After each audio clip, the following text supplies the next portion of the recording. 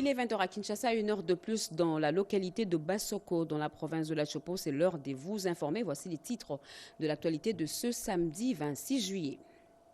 Des odeurs nauséabondes se dégagent de différentes parties de la capitale. Kinshasa est infestée d'immondices. Kinlabel souffre et appelle au secours. Sa situation s'est invitée à la 53e réunion du Conseil des ministres. Le compte rendu est explicite. Vous le suivrez dans ce journal. Des données numériques de la République démocratique du Congo dans un data center à Kinshasa. La souveraineté numérique est assurée. Le ministre en charge du secteur s'est rendu sur le lieu pour s'assurer de sa conformité aux standards requis. Nous irons avec lui dans ce journal. Avec un système informatisé, le secrétariat permanent du Conseil supérieur de la magistrature dématérialise son administration, les courriers, dossiers des magistrats numérisés, la sécurité est garantie. Un lot des matériels a été réceptionné pour ce faire. Voilà pour les titres. Mesdames et messieurs, bonsoir. C'est un réel plaisir de vous retrouver à travers cette grande édition d'informations sur la chaîne nationale. La 53e réunion du gouvernement a vécu hier, comme chaque vendredi, à la Cité de l'Union africaine, sous la houlette du président de la République, Félix Antoine Tshisekedi Tshilombo. Dans sa communication, qui fait partie de 5 points inscrits à l'ordre du jour de ce Conseil des ministres, le président de la République a relevé l'importance de soigner l'image de Kinshasa, la capitale, qui doit refléter l'ordre et la propreté. Le chef de l'État a annoncé au cours de cette réunion une série de mesures drastiques visant à améliorer les cadres de vie à Kinshasa avant d'appeler chaque Kinois à un sursaut d'orgueil collectif. Suivez plutôt le compte-rendu du porte-parole du gouvernement, Patrick Mouyaya, ministre de la Communication et des Médias. Le président de la République tient à ce que l'image de Kinshasa, miroir de notre pays, reflète l'ordre, la propreté et le sens de responsabilité.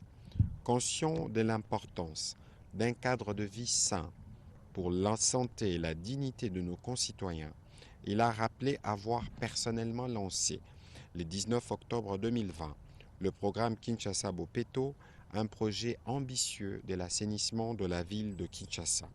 Ces programmes, au-delà de son cadre local, devaient inspirer toutes les autres villes de la République. Cependant, force est de constater que les défis à relever dans les domaines de la salubrité demeurent immenses.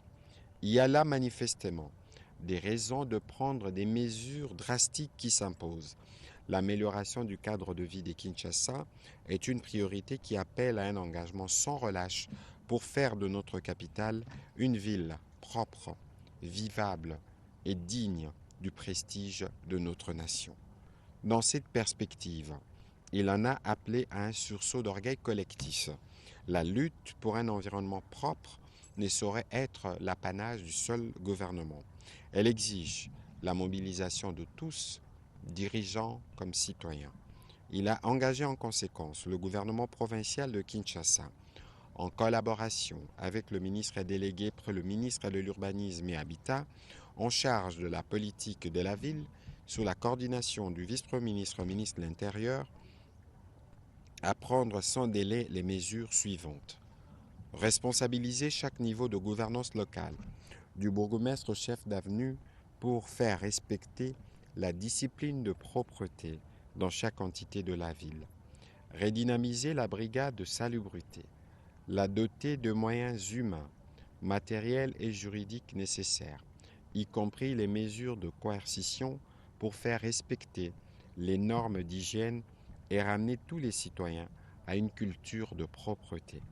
Lancer une réflexion sur la création d'une unité spécialisée avec pour mission prioritaire de débarrasser les avenues de Kinshasa des véhicules abandonnés et épaves qui y sont inutilement stationnés.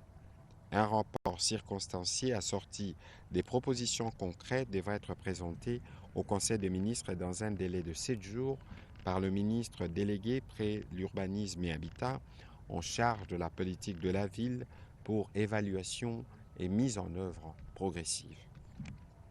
Ils ont des informations fraîches de terrain. Les députés nationaux de la commission ECOFIN, dans leur prérogative de contrôle, étaient au siège du centre d'expertise, d'évaluation et de certification des substances minérales précieuses et semi-précieuses pour en discuter avec le directeur général du CESE. L'objectif est d'avoir plus de clarté dans la gestion du CESE. Nadine Foutouka. Après la mission d'enquête parlementaire de la Commission environnement, ressources naturelles et développement durable dans les installations du laboratoire ultramoderne d'analyse minérale du Centre d'expertise, d'évaluation et de certification de substances minérales à Moussompo dans la ville d'Écolosie, une autre équipe parlementaire de la Commission économique et financière de l'Assemblée nationale était en visite de travail au siège du CEC à Kinshasa ce vendredi 25 juillet 2025. Avec le comité de gestion à sa tête, le directeur général Freddy Mwamba-Kanikou, accompagné de son adjoint Godel Kinyoka. C'est dans le cadre du contrôle parlementaire en exécution de la loi des finances 2025 au sein du secrétariat général aux mines et des différents services et établissements publics du secteur minier pour le premier et le deuxième trimestre, notamment le CEC, qui est une structure technique du ministère de Mines. Le chef de la mission parlementaire dans l'interland minier de Lualaba, Jonathan Bialoussou Kawata, avait eu de mots justes à cette occasion d'apprécier les équipements du laboratoire ultramoderne à Moussompo. Selon lui, cette unité de production présente tous les atouts possibles dans l'approche de la souveraineté minière de la République démocratique du Congo, chose que l'équipe parlementaire de la Commission économique et financière a vécu sur la projection vidéo au cours de la séance de travail qui a sanctionné cet instant. Parlant processus ITIE, la République démocratique du Congo se prépare pour la prochaine validation le 31 décembre prochain. Les parties prenantes se sont retrouvées autour d'une même table en vue d'améliorer et d'élaborer le projet d'arrêté ministériel à soumettre aux autorités compétentes sur le flux financier illicite dans notre pays bien avant sa validation à la norme ITIE internationale. On fait le point avec Peggy Mukunda. La République démocratique du Congo s'attelle et s'active déjà pour sa validation prochaine aux normes ITIE internationales du 31 décembre 2025.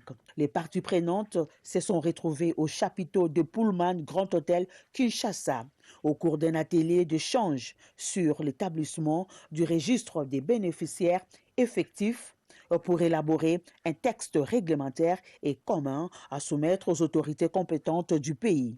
Ensemble, ils ont apporté des améliorations sur ces drafts zéro et échangé sur les grandes lignes de cet arrêté ministériel. Nous sommes en train de travailler sur l'amélioration de l'arrêté de lutte contre la corruption et le blanchiment des capitaux. C'est un texte qui nous permet que nous puissions arriver à l'établissement d'un registre des bénéficiaires effectifs. Et comme vous le savez, dans le cadre de l'initiative pour la transparence des industries extractives, l'exigence 2.5 voudrait que la RDC puisse publier la liste des bénéficiaires effectifs qui sont ces personnes physiques qui sont derrière toutes les constructions juridiques que sont les entreprises. En 2022, la note de la RDC sur la question des bénéficiaires effectifs, la note était très faible. Maintenant, nous voudrons que cette note s'améliore et que ça puisse aussi améliorer le contexte général de la notation du pays lors de la prochaine validation qui va commencer dans 5 mois. La mise en commun des améliorations de ces projets d'arrêté ministériel amènera les pays à sa prochaine validation. La transparence et la bonne gouvernance, deux principes clés pour la passation des marchés en RDC. Au cours d'une formation, les membres de la cellule de gestion de projets et des marchés publics de la CNCC sont désormais outillés en la matière. Ils ont flirté également avec d'autres notions sur la préparation, le plan et la réception définitive des marchés publics. Rekin Zuziloya.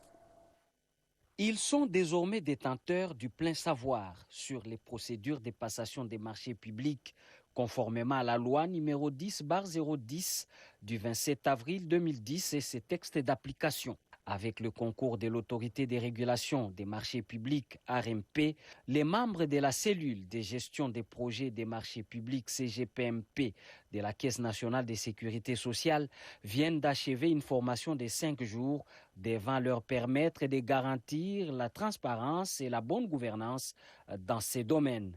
Nous sommes convaincus à ce jour, vous avez acquis une compréhension approfondie du secteur de marché public et de son importance pour le développement de notre pays.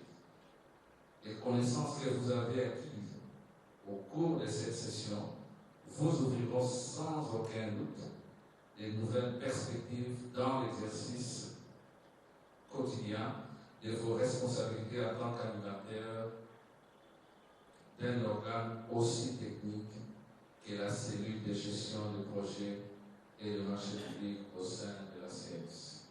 Les enjeux sont bien compris et la Caisse nationale de sécurité sociale va en tirer profit. Je voudrais vous dire que la direction générale vous met désormais devant vos responsabilités de mettre en œuvre les connaissances acquises afin d'améliorer la gestion de la commande publique et de se conformer à la vision de son Excellence Monsieur le Président de la République, chef de l'État, Félix-Antoine Tshisekedi Tshilombo.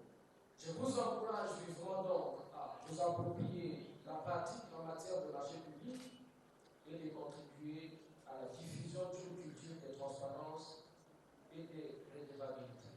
Les apprenants, quant à eux, se sont engagés à appliquer les connaissances apprises. Kinshasa s'apprête à accueillir au mois d'octobre prochain le 9e sommet de la conférence internationale sur la région des Grands Lacs Siergel. En prélude de ce grand rendez-vous, le ministre de l'intégration régionale Didier Mazenga, président du Conseil des ministres de la Siergel, a ouvert les travaux des experts de certains ministres sectoriels. Willy Atunakov.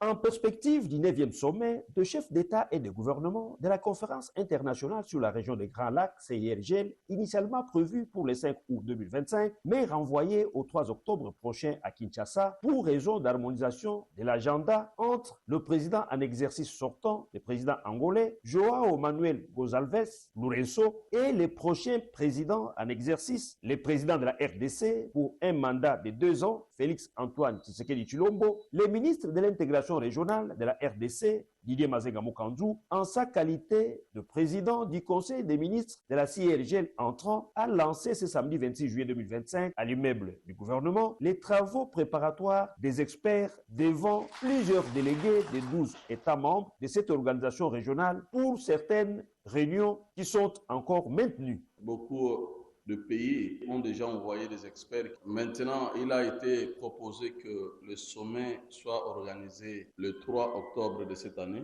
De la même manière, en concertation avec le président du Conseil des ministres sortant, mon frère Tete Antonio, nous avions décidé en concertation avec le secrétariat exécutif de renvoyer quelques réunions pendant la période du sommet. Il y a certaines réunions qui vont s'organiser. Hier, nous avions commencé avec la réunion des experts dans le secteur des mines. 11 pays ont participé. La semaine prochaine, nous avions 2 jours de réunion avec les coordonnateurs nationaux. Le Conseil des ministres de mines est prévu aussi pour le 31. Lancé en 2023 dans 4 provinces pilotes Congo central, Kwangu, Kwilu et Mai-Ndombe, dans la logique de revanche de sol sur le sous-sol, le projet Avenir Exercice 2025 se trouve dans la phase d'évaluation à mi-parcours. Les experts qui s'y sont rendus ont fait la restitution de leur mission de supervision. C'était au cours de cet atelier dont je vous propose le résumé avec Chimène Dondon.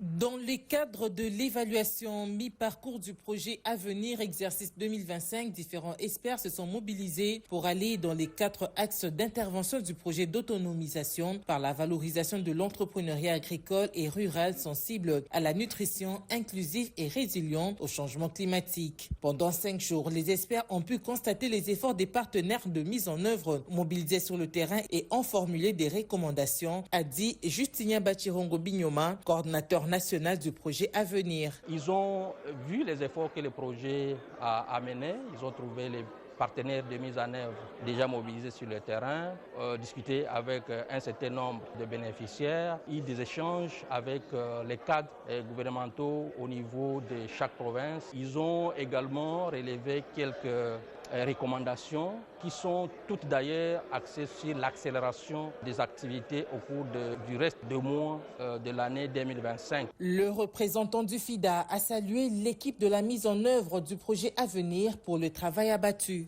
Il y a des avancées notables qu'on a pu constater sur le terrain, notamment dans le domaine de l'ingénierie sociale, dans le domaine de la production de semences, dans le domaine justement de l'encadrement des organisations paysannes. Maintenant, il faut mettre un coup de pied sur l'accélérateur pour s'assurer qu'on passe à échelle dans la mise en œuvre des différentes activités. Et il y a un certain nombre de recommandations qui visent à améliorer la mise en œuvre des activités du projet. Il était donc question d'une mission de supervision conjointe gouvernement congolais et les deux bailleurs de fonds, à savoir Agence française de développement et FIDA.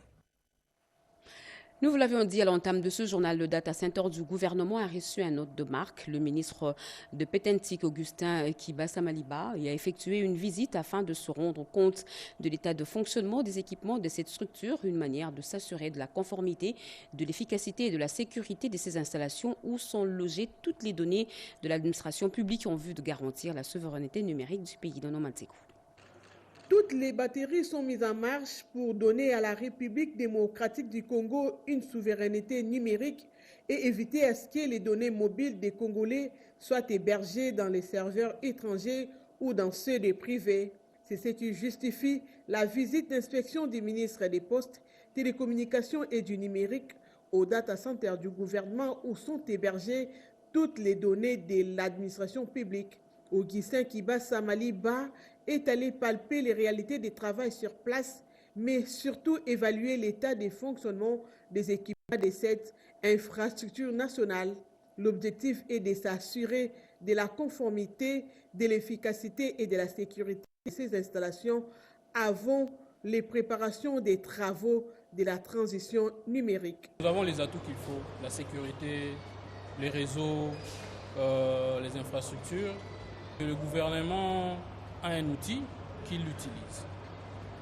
Le gouvernement a une capacité, il faut qu'il l'exploite au maximum, plutôt que d'aller vers les privés et ne pas avoir une souveraineté numérique en soi.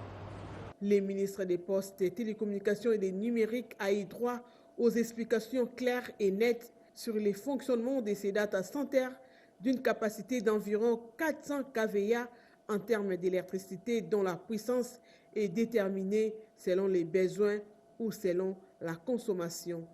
Si on l'exploite bien, il peut héberger les données de l'administration publique, de la police nationale congolaise ainsi que de l'armée, a indiqué les chefs des sous-cellules informatiques à l'immeuble du gouvernement. Et juste après cette visite au data center du gouvernement, le ministre des Pétentique, Augustin Kibassa, s'est rendu au secrétariat général de son ministère. La visite d'inspection du ministre des Postes et Télécommunications et du Numérique aux installations du secrétariat général de son ministère et au bureau des structures spécialisées du ministère des PTN, en l'occurrence les RASCOM et les portails du gouvernement, avaient pour objectif de faire l'état des lieux des équipements gérés par les responsables de ces structures, d'examiner l'état des bâtiments et leur conformité aux normes de sécurité et enfin de s'entretenir avec les personnels pour écouter leurs préoccupations et leurs suggestions. Cela me va droit au cœur parce que je me dis, les agents et cadres de l'administration portent leur ministre. Vous êtes l'âme de l'État. Le ministre et son cabinet peuvent passer.